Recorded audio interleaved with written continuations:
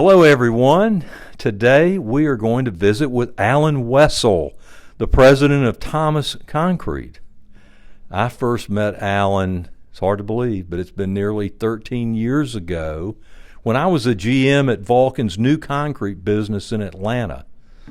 About 3 months into that new role, into that new venture, I was asked to come to Birmingham to Vulcan's headquarters to talk about our plans for this new concrete company.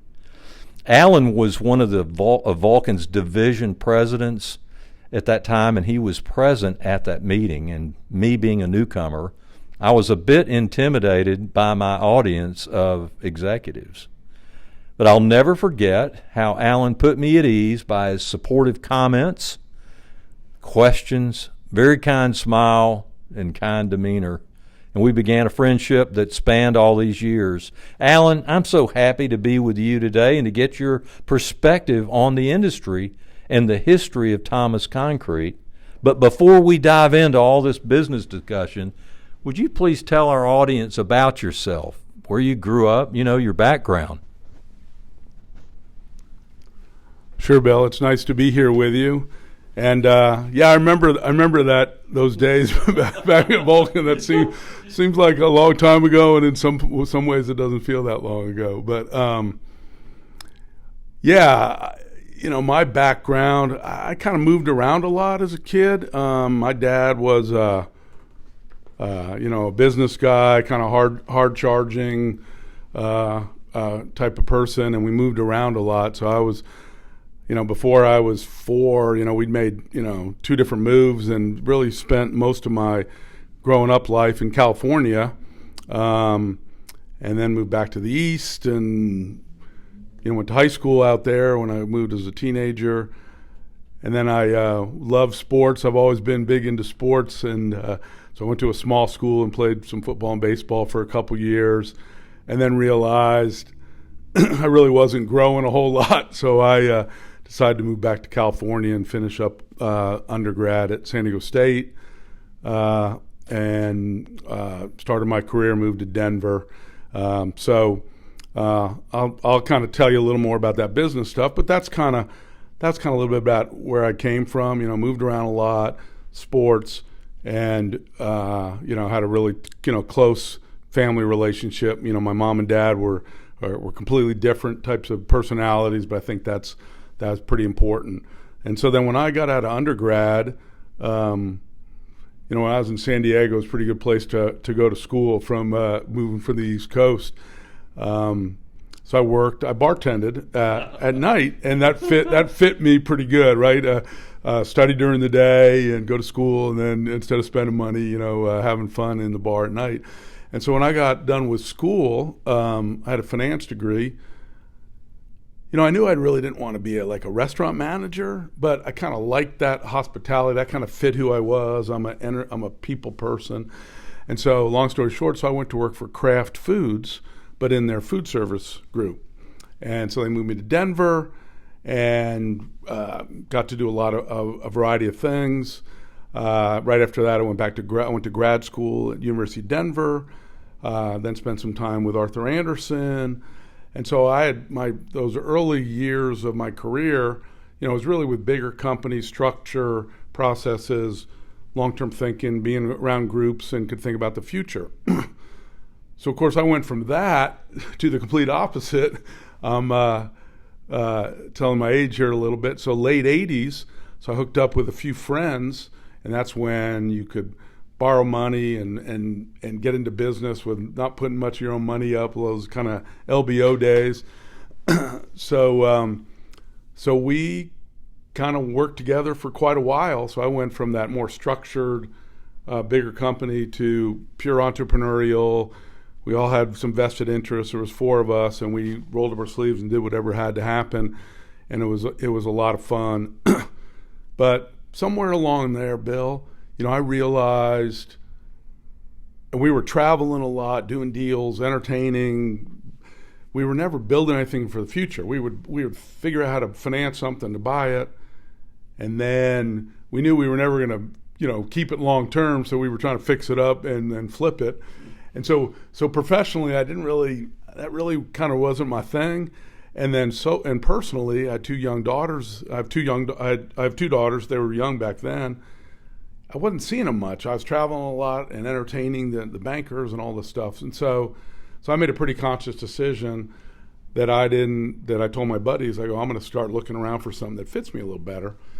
And having that blend of bigger professional and that pure entrepreneur, the construction materials business really, hit me. And I got a great opportunity to go with Vulcan Materials. And, they gave me a lot of responsibility pretty early on, and just kind of grew from there. So that's a little bit about where I'm at.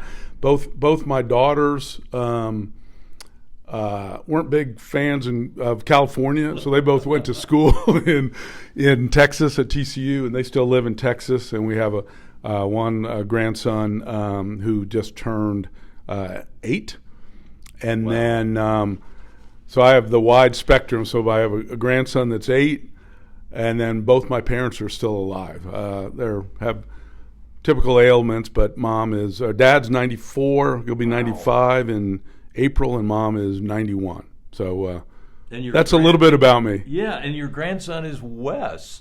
Is that right? Yeah, that's a pretty funny story. Thanks for reminding me. So my mom wasn't a big believer in nicknames, and so I have one brother. His name's Jay, and she thought naming me Alan, there wouldn't be a lot of nicknames. She wasn't a big believer in Andrew being called Andy, and so Alan and Jay. So all growing up, though, everyone called me Wes. And so to this day, I still got a lot of buddies from growing up and variety of things, and they still call me Wes. So with the two daughters, our grandson his name's John Wessel. Estes is his last name, but he goes by Wes. Man, that's a great story. Yeah, so it's pretty cool. Absolutely. Well, I'll tell you, Alan, I can say honestly, I don't know that I know the total history of Thomas Concrete. I've heard bits and pieces, so it would really be helpful for folks to hear the history. If you could tell us about how it came to be, and there's something I'm still fuzzy about, some of the, who owns it. I know the Swedish company, but anyway, clear that up. Give us a history lesson.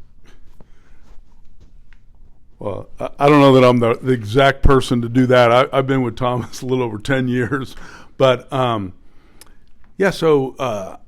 Thomas was started in 1955 by Martin Thomas, who was an engineer in the west half of Sweden. And he was an entrepreneur and just believed there were some better ways to do stuff. And so he opened up a plant in 1955 and continued operating. And then I think maybe about 10 years later, they opened up their first plant outside of Sweden, but they stayed in Europe from 55 all the way up to 85. Family owned. Martin ran it, was very hands on. I never got to meet him. He passed away before I came involved. Then in 1985, they had an opportunity to come to Atlanta, and that was their first venture outside of Europe. So the company had been around 30 years, and came to Atlanta, and kind of continued to grow. I think they, right after Atlanta, did a couple transactions in Florida. Those didn't work so well, so they exited out, and then over time, through a variety of means, both opening up building plants and doing a number of acquisitions, went into Raleigh, then Charlotte, and then I think that upstate area of South Carolina. And so that's how it is. It's still so the footprint is 3 states. Is that correct? The footprint is 3 states exactly, and for most of its operating period, it was kind of that I-85 corridor, right? Atlanta up through Anderson, Greenville into Charlotte, and then a little gap into Raleigh. Since I've been here at Thomas, we bought some assets on the coast, so we also now serve Myrtle Beach, Charleston, Hilton Head, Savannah, Augusta, and Columbia, and that's who we are. The company is still family owned. Martin Thomas, who I told you about, started. He ran the business to 1987, and then he turned it over. He had 3 children, one boy named Jan and two daughters, and he turned it over to Jan in 1987. And Martin was still around, but Jan ran it until 2012. And then think about this: as a son of an entrepreneur, of a family business, pretty good size, he realized he wasn't his dad. He'd been through the Great Recession and a lot of stuff, and he had just started looking in the mirror and realizing he was not his dad, and that wasn't his calling. Wasn't running this business. So in 2012, he went outside the family and brought in a gentleman named Hans Karlander, who was a Swedish business person, had been in similar to your background, had been in the paper business, had also been in the automotive business, to kind of run things, and that's who kind of brought me to Thomas the next year in 2013. But let me pause you just a moment. So sure. which countries, of course Sweden, but and of course here, where else? So today the footprint is pretty big footprint in Sweden, footprint in around Poland, and then northern Germany. And so it's those 3 countries. We do a little bit. We have a precast business, a pretty big precast business in Sweden, and so we sell some into Norway as well. But so it's in those northern European countries, and then the U.S. The U.S. is the biggest business unit, but it's still family owned, right? So it's Martin started it. He had 3 kids. They all have kids. Know all the family well, and people ask me a lot of times, well, why haven't they sold? They have this big business, and it's just they're a pretty humble family, and they have nice lives, and yes. And Jan would fits in. He likes to come to the U.S., but he loves to come and hunt and fish. He is sitting in a conference room, so it tells you a little bit about his makeup on how he decided he shouldn't do it.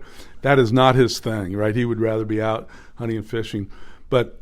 So they've set up the ownership similar to like a foundation you might see in the U.S. They have put the voting stock of this into a foundation to kind of give back research in the concrete and construction world, give back to the Swedish society. That's how that humble family is. They, maybe down the road, 3rd, 4th, 5th generations, but right now all that voting stock is in the foundation as a way to continue the legacy and keep this going. So it's and it's what's really nice is, and what attracted me, and while I'm still here, is the culture, right? The strategic platform at Thomas, right? So they've been around a long time. So obviously they have a long history of caring for their people and worrying about safety and helping people be engaged so they can help customers be super successful, right? Otherwise you wouldn't be around for pushing 70 years, right? So, and that's really right for my heart. And the strategic platform at Thomas it's all about us, right? It's don't look somewhere else, just take care of it. And that culture of trust and accountability and just really fit me. And it's been a really nice 10 plus years for me here at Thomas. That's really, really helpful. There's a lot of new information in there for me, and I'm sure that many of our listeners appreciate getting those insights, and also, the insights into you and your values, which I got to witness early on. It was funny, and I've told you this before, but when I came on at Vulcan and I began to engage other business units. Whenever your name came up, people were, they thought so highly of you and admired you so much because of your kindness. And We forget that sometimes. In concrete business, it's hard. It's hard nosed, but we're still human at the end of the day. And I think that's been such a huge attribute of yours, Alan, that I really admire. Well, let's get into some of the ready mix business. Let's talk about ready mix in the state of Georgia, and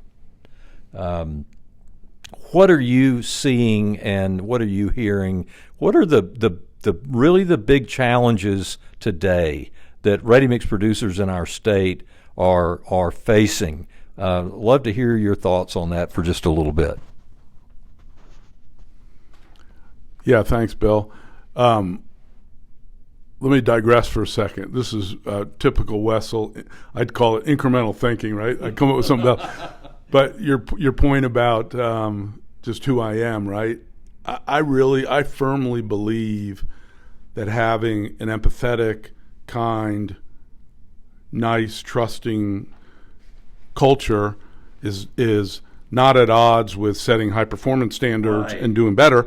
Some people do. I believe they work together very well, and that's just kind of how I operate and who I am. Yeah, ready mix in Georgia. It's a nice place to do business, right? There's the favorable demographics historically and projected in the future mean there'll be plenty of opportunities, plenty of construction activity, plenty of opportunities for demand for ready mix concrete. It's a very nice place to raise a family. It's geographically located. The weather's pretty good, so all that.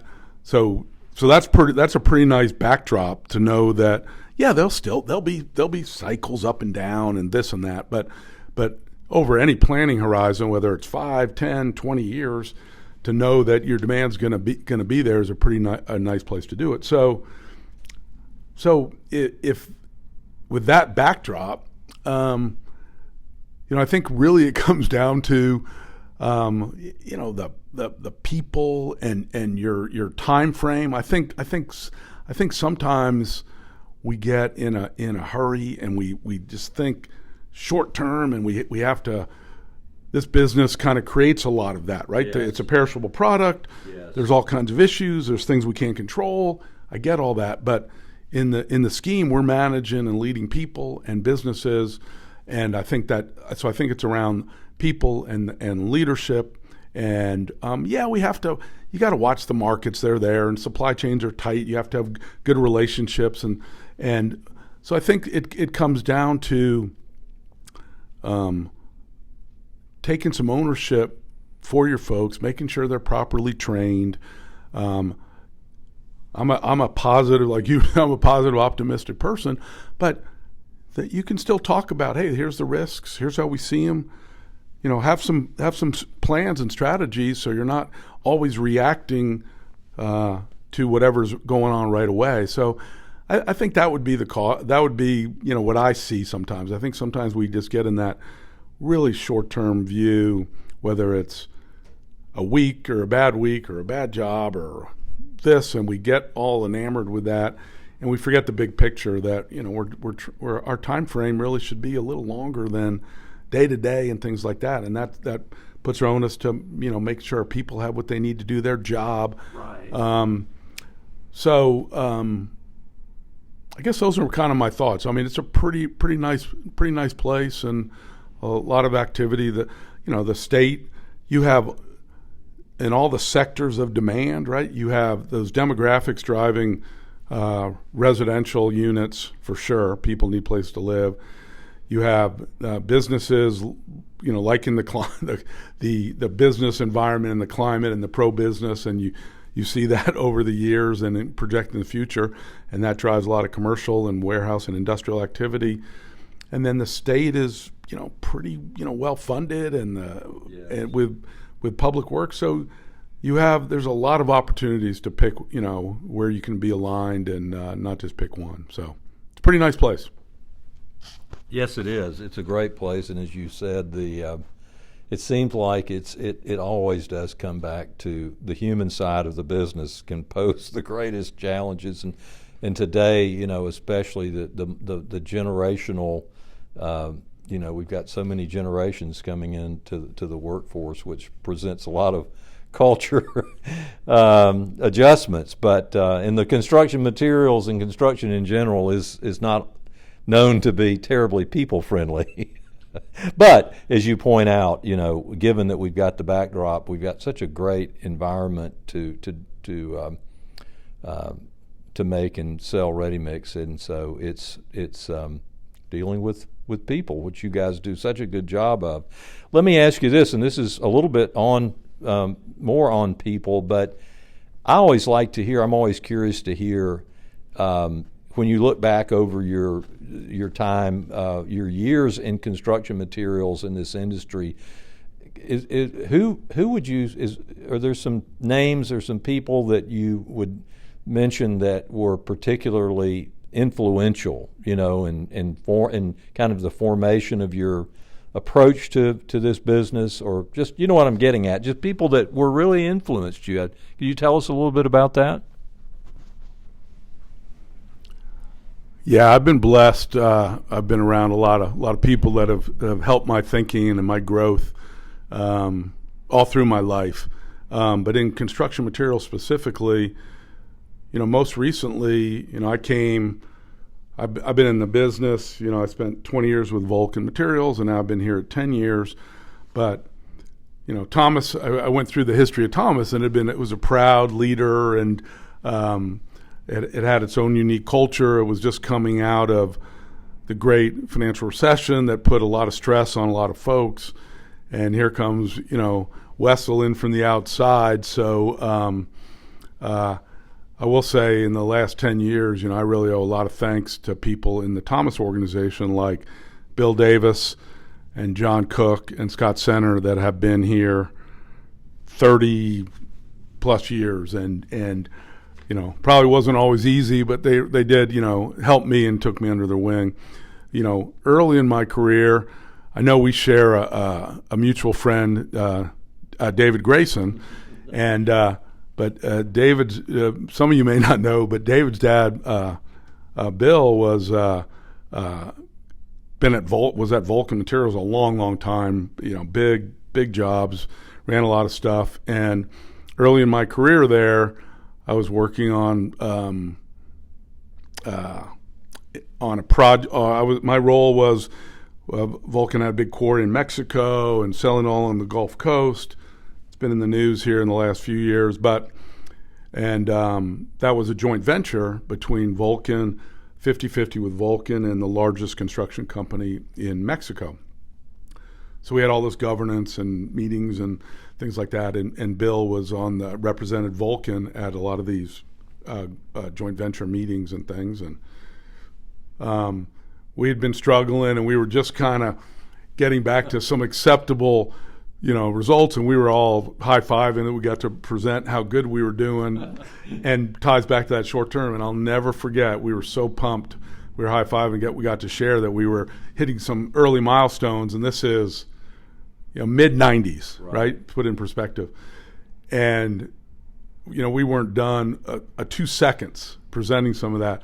And David's dad, Bill, I'll never forget, stood up and said, that's really nice. So when are you bringing us the expansion and the growth plans and what's next? And he was always thinking, ahead. And I think that really, hit home with me. So so he made a big impact on me. And then I also got to work with a gentleman, Tom Ransdale, who was an engineer, and early on, and he gave me a chance to really show that I could do things outside of my comfort zone. And what was important. So,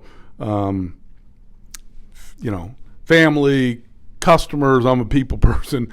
A lot of people have influenced my life, but those are just a few that hit home as we're thinking about it right now. Great, thank you for that, and I can completely relate. It's amazing, and it makes you pause and be conscious of your personal influence on people that are coming along, and just being mindful of that, and which I know you are. changing gears just a little bit, not much, but just a little bit, I'd really, really love to hear from you. So this is a selfish question for me as the executive director of the association, but I'd like to hear just some candid thoughts from you about the value and the benefits to the members of the Ready Mix Concrete Association. You've been involved in these things for years. Where does the value come from, and what would you have to say about that? I didn't like the way you said you've been involved in these associations for years, but it is true. At least you didn't say decades. Yeah, the benefits of associations are kind of what you get out of them, right? They're multifaceted, from expanding your network, friendships, having some fun, professional development, sounding boards when you're in tough positions.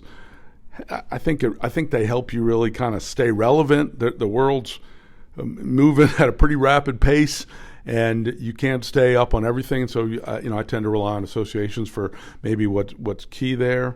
And I think the standards, over the 30 plus years I've been in the construction materials business, have changed the rules, whether it's on how you deal with people or the environmental or compliant, but those rules change, and those are complex as well. And so kind of some of those industry standards and best practices and training are all super important. And I think as I've gotten more experienced and aged, I think they're great places to help others grow in leadership as well, because sometimes you can think, you get a little too narrow-minded and just kind of closed and just thinking about your own company, your own day-to-day job, and I don't have time to do this. But, letting others kind of take roles, and whether it's on committees or in leadership, I think that really helps, dealing with different people outside. And so taking advantage of professional development, not just developing leader kind of programs, but even just being on committees and getting to go to those meetings and network. I think that's all important, that it's there's more to a career than in your job or in a batch room, 15 hours a day, kind of growing around that. And I think associations play a role, and I know the Georgia Ready Mix has been around a long time, and that's kind of how we use it. But I do think that comes back to, you and I were talking earlier about the word responsible, and I would say, I think, and if you're a conscientious player and you're in this business, and your time frame's anything more than a quarter or a few months, I think you have a little bit of a responsibility to try to help the association, right? You're not doing anything. You're not giving away trade secrets, right, but helping raise the bar for everyone is a good thing. And I think that I think you get a sense of accomplishment, but I think it's also a responsibility to help that grow. And it's like a wise old person told me one time, if you brung her, you dance with her, kind of thing. If it's not exactly getting what your needs are, well, you bring forward and say, hey, this would really help me. And so I think where we're headed with the Georgia Ready Mix, we're on the right path. I thank you for your leadership, and multifaceted. Well, thanks, Alan, for saying that, and thanks for I really appreciate that one of your last comments about, hey, if you're not, be responsible. If there's things that you'd like to see happening, speak up. I mean, we've created so many opportunities for our members to engage and to be part of it. And if you see an area that you'd like for us to help, I mean, I think everyone knows our team, Michaela Bowman and Emily Engel and myself, we're very eager to please. We like to serve our members. So thanks for saying that. One last question that I think it would be good to hear your thoughts on. particularly, let's face it, we're both in the last quarter of the game, if you want to put it that way. No, I mean, it is what it is. Yeah. But I'd really like to hear. I'd like to hear some advice you would give to people that are young, the younger group coming into this industry, at whatever level, honestly, but certainly for young leaders, and we have a lot of them coming in. What could you speak a little bit about kind of the the sage wisdom, if you will? Thanks. I love that question. And it reminds me, we just had a leadership conference in Greenville last week, and I shared a little bit about this with our leaders and managers. But I'm going to go back to my grandson Wes. Christmas time, right before Christmas, we went to Fort Worth to spend Christmas, and he's got a birthday, and I have a birthday all right around Christmas. I know you have a December birthday too, so you know what that's all like. But so I got to go to his classroom before Christmas, the last day of school, and they had Christmas and holiday functions school-wide, and then did some in the classroom. And I'm in the classroom, and I'm a lifelong learner, and I'm looking around. I got to meet his teacher, and her name's Miss Hughes. He's second grade, Mrs. Hughes, second grade class. And she had all kinds of stuff on the walls all around what we would say in business, all around culture and what's the expectations and the norms and how that works. And so, and when you look around there, it's all the things that make a really successful culture about, being responsible, be kind, be safe, keep your work area clean, right? Be respectful. And so I just think this is not the keys to building long-lasting organizations isn't some fad of the day or some crazy thing that you have to rethink. I think it's some pretty basic foundations that at least in Alito schools just outside of Fort Worth, their Miss Hughes is teaching to second graders, and so I think we should remember that there's a lot of talk about sustainability, and sometimes that people have different connotations of what that means. To me, it's really running responsible business, and that you're taking care of your people and the safety programs and the environment, and you're being a good neighbor, and those aren't new fads or anything. That's just being when you and I started, that was you're responsible to be that kind of run that business, right? Those were kind of given table stakes. So I would say, to people coming up, just kind of take that commitment to run a responsible business and to always, enjoy what you do, because I think that helps things. If you're not enjoying what you're doing and don't feel like you're making a difference, right, you should probably rethink your priorities. And so as part of that, I think it's super important to know that you don't have all the answers, to stay humble, demonstrate that, ask questions, involve others. I think that's super important. I think it's super important to stay driven and hungry, that there's better ways to do things. You don't have to come up with them, but get folks together and set that expectation. And then my team knows that I say this a lot, and that combined with those things, that conversations really matter. And they're not one-way conversations. You need to listen, and I think those are really keys. Stay humble, stay hungry, and have really, really good conversations while you run these responsible businesses. So,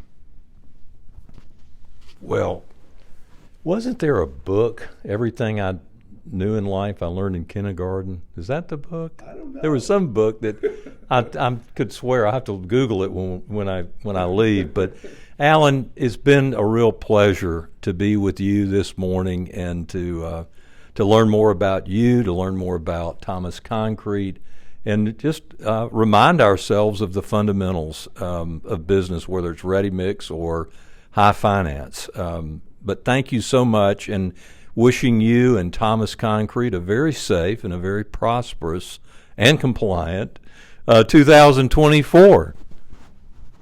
Well, thank you, Bill. Thanks for coming and including me, and really appreciate it. And I wish the same to all the listeners. Bye. Thanks again.